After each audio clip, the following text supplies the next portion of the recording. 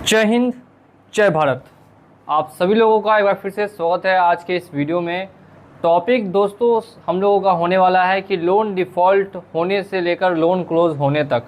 जी हाँ दोस्तों, loan default जिस दिन आप करते हैं फर्स्ट डे से, जिस दिन आप लोन से पूरी तरीके से फ्री हो जाते हैं, ये पूरी जर्नी कैसे लोग निभाते हैं, कैसे ये जर्नी काम करती है, इसके बारे में हम लोग डिस्कस करने वाले हैं। काफ़ी लोग हमारी वीडियोस को फॉलो करते हैं और अपने लोन्स को क्लोज करते हैं। और किसी एक सब्सक्राइबर ने हमें कमेंट किया था कि इस पर एक वीडियो बनाइए कि आज मेरा अगर लोन डिफ़ॉल्ट हुआ है तो इसके बाद मेरी जर्नी स्टार्ट हो गई एज अ लोन डिफ़ॉल्टर, और वो कब तक ख़त्म होगी और इस बीच में मुझे क्या क्या परेशानियों का सामना करना पड़ सकता है या किन किन चीज़ों का मुझे ध्यान रखना है।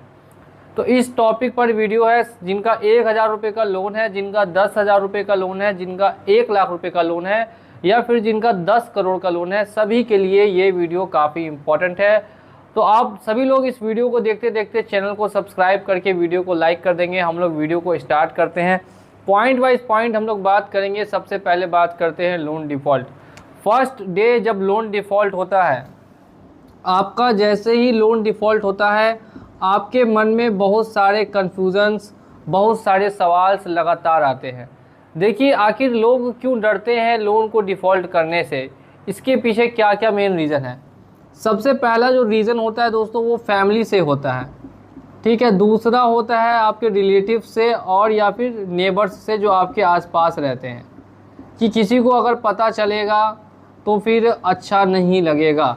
जैसे इंडिया के अंदर में माना जाता है कि जो लोग लोन डिफ़ॉल्ट करते हैं वो लोग अच्छे नहीं होते, तो ऐसा बिल्कुल भी नहीं है। मैंने खुद अपने एक्सपीरियंस से मैं ये बता पा रहा हूँ, 95% लोग जिनका लोन डिफ़ॉल्ट है, ऐसा कुछ भी नहीं है कि वो लोग बुरे हैं। उनकी स्थिति ऐसी है कि उन्हें लोन डिफ़ॉल्ट करना पड़ रहा है। वो किसी का पैसा खाना नहीं चाहते हैं, वो कभी भी बैंक का पैसा रखना नहीं चाहते। मैं 95% से ज़्यादा ऐसे लोग हैं जिनका लोन मजबूरी में डिफ़ॉल्ट होता है। ऐसी क्राइसिस आ जाती है, ऐसी फाइनेंशियल कंडीशन आ जाती है कि वो लोन को आगे बढ़ा नहीं सकते। अगर वो लोन को और आगे बढ़ाने जाएंगे तो जिस तरीके से पहले लोन के दलदल में फंसे हैं और आगे चल के भी फंसते रहेंगे। काफ़ी लोग ऐसी कंडीशंस में अपने आप को अकेला महसूस करते हैं। अकेला महसूस करने के साथ साथ उनका जो मेंटल में स्ट्रेस लेवल है और एंग्जाइटी का लेवल है वो काफ़ी तेज़ी से बढ़ जाता है। जिसके सिम्टम्स क्या होते हैं कि रात में ठीक से नींद नहीं आती है, ज़्यादा भूख नहीं लगती है, काम में मन नहीं लगता है, दिन भर लोन की टेंशन दिमाग में रहती है। अगर ऐसा कुछ कब होगा, जब आप फर्स्ट डे लोन को डिफ़ॉल्ट करते हैं। जिनका 1,000 रुपये का लोन है उनके लिए भी सेम प्रॉब्लम रहेगी, जिनका 1 करोड़ रुपये का लोन है, जिनका 2 करोड़ रुपये का लोन है, सबके साथ सेम प्रॉब्लम रहती है। फर्स्ट डे पे दिमाग के अंदर में काफ़ी सारी कन्फ्यूजन्स, और हो सकता है कि आपने जब पहला लोन डिफ़ॉल्ट किया होगा तो आपके दिमाग में भी ऐसे सवाल रहे होंगे और ऐसी कन्फ्यूजन्स रही होंगी। अगर ऐसा था तो आप हमें कमेंट सेक्शन में बता सकते हैं, ठीक है। ये फैमिली से हर कोई शेयर नहीं कर पाता। कुछ फैमिली होती है जो काफ़ी सपोर्ट करती है, कुछ फैमिली होती है वो सपोर्ट नहीं करती है। कुछ लोग घर पे बताते हैं इस बारे में, कुछ लोग घर पे नहीं बताते हैं क्योंकि उनके डर होता है कि घर पे पता चलेगा तो हमारे फैमिली वाले टेंशन में आ जाएंगे, और वो अपने फैमिली मेम्बर्स को टेंशन देना नहीं चाहते, जो बिल्कुल ही अच्छी बात है। कोई भी अपने फैमिली मेम्बर्स को बिल्कुल टेंशन नहीं देना चाहता। तो ऐसी कंडीशंस में क्या सही होगा, अगर आप भी लोन डिफ़ॉल्टर हैं, क्या बताना घर में ये इस चीज़ का सही है कि आपका लोन डिफ़ॉल्ट है। देखिए, इस दुनिया में सबसे पहली चीज़ हमेशा याद रखनी है, अगर आपके साथ कुछ भी होता है तो उसमें सबसे पहले जो आपको सपोर्ट करेंगे वो आपकी फैमिली ही होगी। इस चीज़ का आपको हमेशा ध्यान रखना है।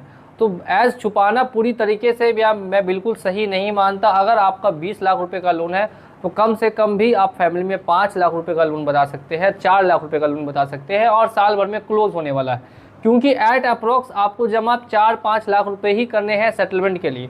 पूरे 20 लाख रुपए तो आपको देने नहीं है, तो आप उनको 4-5 लाख का ही बता सकते हैं, और 1-2 साल में, 1.5 साल में या 6 महीने में क्लोज होगा। ये भी शेयर कर सकते हैं कि ज़्यादा टेंशन इसमें लेने वाली बात नहीं है। सबसे पहला काम तो सभी लोगों को ये ज़रूर करना है कि किसी अपने क्लोज़ को या फिर अपने फैमिली में इस चीज़ को शेयर करें। पहली चीज़, अब हमने डे 1 एज अ डिफ़ॉल्टर हम बन चुके हैं। अब हमने लोन को डिफ़ॉल्ट कर लिया है, ठीक है। लोन को साथियों डिफ़ॉल्ट करने के बाद बैंक की तरफ से pressure, NBFC company, online apps, इनकी तरफ से प्रेशर का सामना काफ़ी लोगों को करना पड़ता है। किस किस तरीके के प्रेशर होते हैं जिनको झेलना पड़ सकता है और जिसके लिए आपको पहले से ही तैयार रहना। आपका क्या काम है मैं काफ़ी वीडियोस में बता चुका हूं, मैं फिर से इस वीडियो में बोलूँगा स्टेप बाय स्टेप। पहला काम है आपको इन्फॉर्मेशन प्रोवाइड करना। फर्स्ट इन्फॉर्मेशन, जैसे ही लोन डिफ़ॉल्ट होता है अपने बैंक वगैरह को ईमेल किया। देखिए बैंक या कंपनी एनबीएफसी जो भी होगी, उनको कितना भी आप ईमेल करेंगे तो बहुत कम ऐसी कंपनियां हैं या बैंक है जो आपके लोन के ड्यूरेशन को एक्सटेंड करे। ठीक है, लोन के ड्यूरेशन को यहाँ पे एक्सटेंड करती हुई बैंक नहीं दिखती है, बैंक इस चीज़ में कोऑपरेट नहीं करती है। तो फिर क्या कर सकती है? ये कर सकती है कि आपके लिए जो रिकवरी का प्रोसेस है उसे स्टॉप कर दे कुछ समय के लिए, यानी कि रिकवरी जो होती है वो कुछ समय के लिए नहीं होगी। ये ज़्यादातर इसका मेल करने का या नोटिस भेजने का क्या मकसद होना चाहिए कि आपका जो रिकवरी प्रोसेस है वो कुछ समय के लिए रुक जाए, जिससे आपके लिए आसानी हो फ्यूचर में। ठीक है, बजाज, आरबीएल, कुछ कंपनियां नहीं बात मानती हैं, कुछ कंपनियां एचडीएफसी, एसबीआई ये बात मान लेती है। तो अलग अलग तरीके के बैंक्स हैं, अलग अलग तरीके से अपने नियम के हिसाब से काम करते हैं। रेप्यूटेड बैंक हमेशा बात मान लेते हैं, लेकिन जो रेप्यूटेड बैंक नहीं है, छोटे बैंक है, वो बात मानने से इतराते हैं, जल्दी बात नहीं मानते। कस्टमर से उनको कोई रिलेशन नहीं बनाना होता। ठीक है, ये हो गया पहला काम कि आपने इन्फॉर्मेशन दे दी।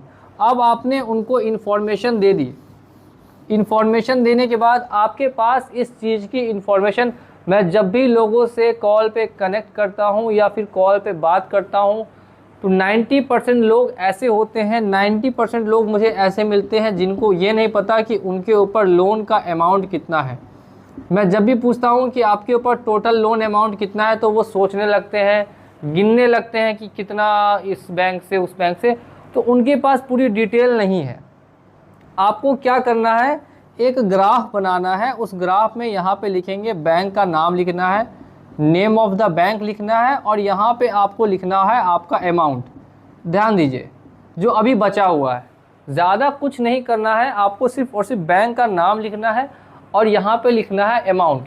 ठीक है, कितना कितना अमाउंट बचा है। जैसे मैं यहाँ पर लिखता हूँ 1 2 3 4 5, मेरा 5 बैंक से है, मैं पहले एचडीएफसी कर दूंगा, दोबारा मैं एसबीआई कर दूंगा, मैं क्रेडिट भी इसमें ऐड कर दूंगा क्योंकि मेरा मल्टीपल है, मैं इसमें बजाज ऐड कर ये देता हूँ, मैं यहाँ पे हीरो फिनकॉर्प ऐड कर देता हूँ। यानी मेरा 5 जगह से लोन है, मैंने ये मुझे पता चल गया। अब हर जगह से कितना है मैं मान लेता हूँ। यहाँ से मेरा 1 लाख रुपये बच रहा है, यहाँ से 50,000 रुपये बच रहा है, यहाँ से भी 50,000 रुपये बच रहा है, बजाज से भी 1 लाख बच रहा है और यहाँ से भी 50,000 रुपये बच रहा है। अब इससे क्या हुआ कि मुझे एक आइडिया मिल गया कि आखिर कितना लोन है आपका, या आपको भी एक आइडिया मिल जाएगा कि कितना लोन है, 1 2 3 और 3.5 लाख रुपये का, यानी कि टोटल लोन है मेरे ऊपर फ़िलहाल। ठीक है, ये हुआ आपके पास लोन की आपकी डिटेल्स। तो सबसे ज़्यादा इम्पॉर्टेंट है कि ये आपके पास ज़रूर होना चाहिए, हर एक व्यक्ति के फ़ोन में ये डाटा होना चाहिए कि उसके पास किस कंपनी से लोन है और कितने कितने अमाउंट का लोन है, कितना कितना अमाउंट ड्यू उन्होंने किया है या कितना अमाउंट उनको पे करना बाकी है। अब मैंने टोटल जो लोन अमाउंट डिफ़ॉल्ट किया है उसका डाटा है मेरे पास 3.5 लाख रुपए का। काफ़ी कॉम्प्लिकेशंस भी आती हैं, नंबर हमारा ऑलरेडी दिया गया है, मैं सबको बोलता हूँ आप डाटा शेयर कीजिए, हमसे संपर्क कीजिए, नोटिस आता है संपर्क कीजिए, किसी तरीके की अगर लोन रिलेटेड प्रॉब्लम है हमसे डायरेक्ट संपर्क कीजिए, संपर्क के लिए नंबर ऑलवेज खुला हुआ है। ठीक है, यहाँ पे है 3.5 लाख रुपए का लोन है। अब मेरा प्लानिंग क्या होगा, ध्यान से आपको समझना है। सेम प्लानिंग आप लोग भी अगर अपनाते हैं तो जैसे ही आप लोन डिफ़ॉल्ट की जर्नी को स्टार्ट करते हैं उसी तरीके से आप लोन डिफ़ॉल्ट की जर्नी को ख़त्म करके लोन फ्री भी हो सकते हैं। तो आपने फर्स्ट डे मैंने आज स्टार्ट कर ली, अब मेरा टारगेट होगा, टारगेट क्या होगा कि 3.5 लाख रुपए का लोन है, मुझे कितने तक रुपए में सेटल करना है। बहुत सारी कंपनी, बहुत सारे यूट्यूबर आपसे 10%, 20%, 12%, 8% चार्ज कर लेते हैं सिर्फ इस नाम पे कि हम आपका सेटलमेंट करा देंगे, जो बिल्कुल ही गलत है, बिल्कुल ही इलीगल है। वो बिजनेस कर रहे हैं, आपकी किसी तरीके से हेल्प नहीं कर रहे हैं। तो ऐसा कुछ होने से आप अपने आप को रोकिए और कोशिश कीजिए कि थोड़ी सी मेहनत करके आप वो पैसा बचा के इन लोगों को पैसा देने में वो पैसा आप इस्तेमाल कीजिए। ठीक है, मेरी बात आपको शायद समझ में आ रही होगी काफ़ी लोगों को। अब जैसे हम बात करते हैं यहाँ पे मेरा HDFC का 1 लाख रुपए का लोन है, तो मैं इसका टारगेट रखने वाला हूँ 8 महीने का। मुझे ये 8 महीने डिफ़ॉल्ट करना है और 8 महीने के बाद मैं इसको 30,000 रुपये तक में क्लोज़ कर दूंगा, यानी कि 30% तक में मैक्सिमम क्लोज़ कर दूंगा। अगर क्रेडिट कार्ड होगा तो 20,000 में भी हो जाएगा, लेकिन अगर पर्सनल लोन है तो 30,000 रुपये तक में क्लोज़ होना ही होना है। मैंने इसका टारगेट रखा 30,000 में क्लोज़ करूँगा। SBI का है तो 15,000 रुपये है, मुझे कम अमाउंट चाहिए, मैं इसको 5 महीने में ही क्लोज़ कर दूँगा। ठीक है। नेक्स्ट अगर हम देखें क्रेडिट बी का है, तो क्रेडिट बी जैसे कि ऑनलाइन एप्लीकेशन है, ये कुछ भी करती नहीं, ना घर पे आती है ना किसी तरीके से प्रॉब्लम करती है, तो भले ही इसका मैं थोड़ा ज़्यादा पैसा दूंगा, लेकिन इसको 1 साल बाद क्लोज़ करूँगा। इसको मैंने क्या किया, 1 साल बाद क्लोज़ किया। अब मेरे पास है बजाज का लोन, तो बजाज वाले विजिट वगैरह करते हैं, आर्बिट्रेशन वगैरह जल्दी से करते हैं, तो इसका मेरा टारगेट रहेगा कि 4 से 5 मंथ पे 30,000 रुपये तक में इसको क्लोज़ ईजिली कर दिया जाएगा। बजाज के केस में या जिस कंपनी के केस में प्रॉब्लम ज़्यादा आपको क्रिएट होने की संभावना हो, उसको फर्स्ट एट अ टाइम में आप क्लोज़ करेंगे। जैसे मैंने इसका टारगेट रखा 4 महीने में मैं पैसे जमा करूँगा, 5-10 हज़ार रुपये जमा करके 30,000 रुपये जैसे ही होंगे बजाज का सेटलमेंट करवा दूँगा। ठीक है। नेक्स्ट जैसे हीरो की बात करें, तो हीरो कंपनी भी कुछ नहीं करती है, तो इसका भी 50,000 का है। मैं टारगेट 10,000 रुपये का लेके ही चल रहा हूँ, क्योंकि इनका सेटलमेंट कम में होता है, तो मैं इसको भी 10,000 रुपये दूंगा और लास्ट में 8 मंथ के बाद दूंगा। तो देखिए यहाँ पे मेरा एक टारगेट सेट हो गया कि मुझे 1 साल में लोन को क्लोज़ करना है। कब कब करना है वो भी मेरे माइंड में एक इमेज है, मुझे पता है, हाँ मेरा ये लोन इतने इतने समय में मैं कोशिश करूँगा तो क्लोज़ हो जाएगा। ये एक टारगेट हुआ, ये एक माइंडसेट हुआ। काफ़ी लोग इस माइंडसेट से काम नहीं कर पाते हैं, इस वजह से इतनी ज़्यादा प्रॉब्लम्स और डिफ़िकल्टीज़ को उनको फेस करना पड़ता है, जबकि रियल टाइम में ऐसी कोई प्रॉब्लम या डिफ़िकल्टी एग्जिस्ट ही नहीं करती है।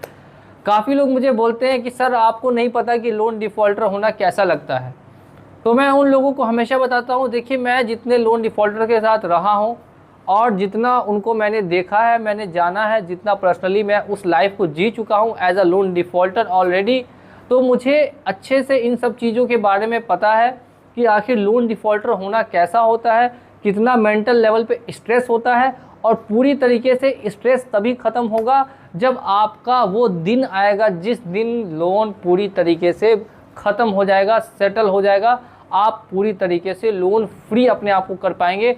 उस दिन जो आपको स्ट्रेस होगा वो पूरी तरीके से गायब हो जाएगा। अब इस जर्नी में, अब ये पूरी एक जर्नी है, इस जर्नी में आपको बहुत कुछ सीखने के लिए मिलता है। 110% में बता सकता हूँ, लोग लाइफ में पता कर पाते हैं कि आखिर उनके साथ कौन है और उनके साथ कौन नहीं है। इसके अलावा भी कि आखिर मुश्किल इससे बड़ी अब उनके लाइफ में कोई और आ ही नहीं सकती, क्योंकि वो पहले ही अपने आप को हर मुश्किलों के लिए तैयार कर चुके हैं। तो मैं मानता हूँ कि ठीक है ये मुश्किल समय है, लेकिन मुश्किल समय से ही लड़के इंसान मजबूत भी बनता है। बिल्कुल सही सुन रहे हैं आप, मुश्किल समय से अगर आप लड़ेंगे नहीं तो आप कभी भी मजबूत नहीं बन पाएंगे। तो ये आपको मौका मिला है अगर एज अ लोन डिफ़ॉल्टर बनने का, तो ये कोई शर्म की बात नहीं है, ये एक तरीके से आपके लिए एक मौका है अपने माइंडसेट को दिखाने का और अपने टारगेट्स को पूरा करने का। ये टारगेट्स बनाइए, अचीव करिए, क्योंकि जो आप एक बार गिर चुके हैं जिस दलदल में, लोन के ट्रैप में, उस लोन के ट्रैप से आप धीरे धीरे करके ही वापस आ पाएंगे। मैं अच्छे से जानता हूँ 99% लोगों के पास इतना पैसा नहीं होता कि वो एक बार में सारा सेटलमेंट करा पाए। इसीलिए मैंने यहाँ पे ये नहीं लिखा कि आपको सबको एक साथ ही सेटलमेंट करना है, कभी मैंने ऐसा नहीं लिखा। देख सकते हैं मैंने एक टाइमिंग दी है कि 8 महीने बाद कराना है, 4 महीने बाद कराना है, 5 महीने बाद कराना है, ये कितने महीने तक आप इसको डिफ़ॉल्ट करें उसके बाद कराएं। तो आप अपने भी लोन की तरफ से अगर जानकारी चाहते हैं कि इसको कैसे क्लोज़ करना है एज अ एनालिसिस, तो आप हमें संपर्क कर सकते हैं। ऊपर ऑलरेडी हमारा व्हाट्सअप नंबर दिया गया है, और जहां पे हम आपके लोन की डिटेल्स देख के आपको अच्छे से गाइड कर पाएंगे। आपकी परिस्थिति को समझते हुए आपको जो भी निष्कर्ष होगा वो हम आपको उपलब्ध करा पाएंगे। तो ये हमने बात कर ली as a loan defaulter start होने की। अब इस बीच में 2-3 चीज़ें हैं जिनको लेकर हमेशा से कन्फ्यूज़न रहा है, जिसमें सबसे पहली चीज़ आती है वो आती है कॉल। अब हम कॉल्स का क्या करें? देखिए, calls is equal to waste of time, waste of energy. Calls को उठाना यानी कि आपका टाइम वेस्ट होना और एनर्जी वेस्ट होना। आप ईमेल और नोटिफिकेशन ऑलरेडी बैंक और कंपनी को दे चुके हैं, उसके बावजूद भी आप कॉल लगातार पिकअप कर रहे हैं। अगर तभी करें जब आपके पास उतना फ्री ऑफ टाइम है और उतनी एनर्जी है और आपको उस चीज़ में मज़ा आ रहा है। काफ़ी लोग मुझे बताते हैं सर हम आपकी वीडियोस देखते हैं, हम मज़े से बात करते हैं, हमें अच्छा लगता है उनसे बात करना, तो ये एक आपके लिए गुड डीड है, आप कर सकते हैं। अगर लेकिन ऐसा नहीं है, आप परेशान अपने आप को कर ले रहे हैं, उन बातों को आप अपने दिमाग में बार बार रिपीट कर रहे हैं, साइकोलॉजिकली आप अफेक्ट हो रहे हैं, तो ऐसे में आप इनसे निकलने की आगे कोशिश कीजिए। आप वहाँ पे स्टक मत हो जाइए, कॉल्स को उठाना बिल्कुल ही बंद कर दें। नोटिस आता है हमें सीधे फॉरवर्ड कर दें व्हाट्सएप के जरिए, चेक हो जाएगी वो नोटिस सही है या गलत है, क्या रिप्लाई करना ज़रूरी है या नहीं है। प्रोसेस कुछ नहीं होगा, जेल का सिस्टम इसमें बिल्कुल नहीं होता है, पुलिस आपके घर पे कभी आएगी नहीं, लीगल या इलीगल तरीके से आपको कहीं भी इधर उधर करना नहीं पड़ेगा। आपका टारगेट, आपका माइंडसेट सिर्फ और सिर्फ एक ही होना चाहिए कि मुझे इस साल या अगले साल तक पूरी तरीके से लोन फ्री होना है और अपनी ज़िंदगी को वापस कंटिन्यू करना है। तो जितने भी लोग इस वीडियो को इस पॉइंट तक देख चुके हैं वो एक बार ज़रूर कमेंट करेंगे कि क्या उन्होंने अपना टारगेट बना रखा है कि आखिर आप कब तक लोन से फ्री होना चाहते हैं। क्या आपको 2 साल लगेंगे, क्या आपको 4 साल लगने वाले हैं, या आपको 5 साल लगने वाले हैं, या 1 साल लगेगा। अगर आपका कोई टारगेट है तो आप उसके बारे में हमें कमेंट में ज़रूर से ज़रूर बता सकते हैं। और कुछ NBFC ऐसी भी होती हैं जो छोटी एप्लीकेशंस होती है जिनका मैं बताता हूँ, नहीं भरेंगे तो भी चलेगा, तो उनको आप टारगेट में मत रखिए। जैसे अगर मैं यहाँ पे आपको कहूँ तो एम पॉकेट, अगर मेरा एम पॉकेट का लोन है, अगर मेरा पे रूपी का लोन है, तो छोटे छोटे 10-20 हज़ार 30 हज़ार के मेरे लोन है तो मैं उनको अपने टारगेट में ऐड नहीं करता, क्योंकि इन लोन्स का कोई मतलब ही नहीं बनता। ये लोन्स आप दें या ना दें, किसी तरीके की झंझट आपको फ्यूचर में नहीं आती है। तो ये रही कहानी। वीडियो काफ़ी लंबी हो जाएगी और मैं नहीं चाहता आपका ज़्यादा टाइम लेना, इस वजह से मैं वीडियो को यहाँ पे स्टॉप करूँगा, वरना मैं इस वीडियो को चाहूँगा तो ये 1 घंटे लंबा चल जाएगा। इतना कुछ समझाने के लिए है, 5-6 साल के एक्सपीरियंस से पूरी कहानी मैं आपको समझा सकता हूँ। जितना शॉर्ट में उतने शॉर्ट में मैंने समझाने की कोशिश की है। उम्मीद करता हूँ ये वीडियो आपके लिए हेल्पफुल रहा होगा। वीडियो को लाइक करके चैनल को सब्सक्राइब कर दीजिए। मिलूंगा अगले वीडियो में बहुत ही जल्द। जय हिंद, जय भारत।